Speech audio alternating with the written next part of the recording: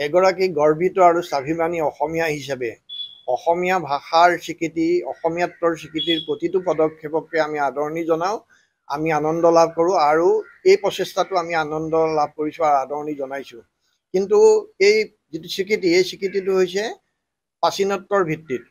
কিন্তু আজি আমাৰ বাবে অতি দৰকাৰী হৈ পৰিছে অসমীয়া ভাষাৰ প্ৰচলনৰ আৰু প্ৰসাৰৰ সুৰক্ষাটো। কিন্তু অফিচ, আদালত, চৰকাৰী কাৰ্যালয় সকলোতে কিন্তু অসমীয়া ভাষাটো বৰ্তমান এলাগী হৈ পৰিছে। কাৰ্যত কাৰ্যালয়ৰ ভাষাটো ইংৰাজীহে হৈ পৰিছে, ইংৰাজী লেংগুৱেজটোহে অসমৰ ৰাজ্য ভাষা হৈ পৰিছে। চৰকাৰে এই ব্যৱস্থাটোৰ পৰিৱৰ্তন ঘটাই সকলো স্তৰতে অসমীয়া ভাষাৰ প্ৰচলনটো সুৰক্ষিত কৰিলে আমি অধিক আনন্দিত হ'ম।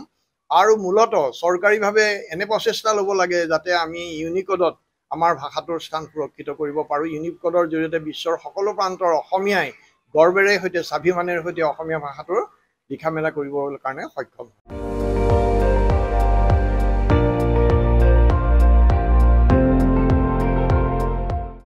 আপুনি চাই আছে ND24, সৰ্বশ্ৰেষ্ঠ নহয়, সৰ্বোত্তমৰ দৌৰত।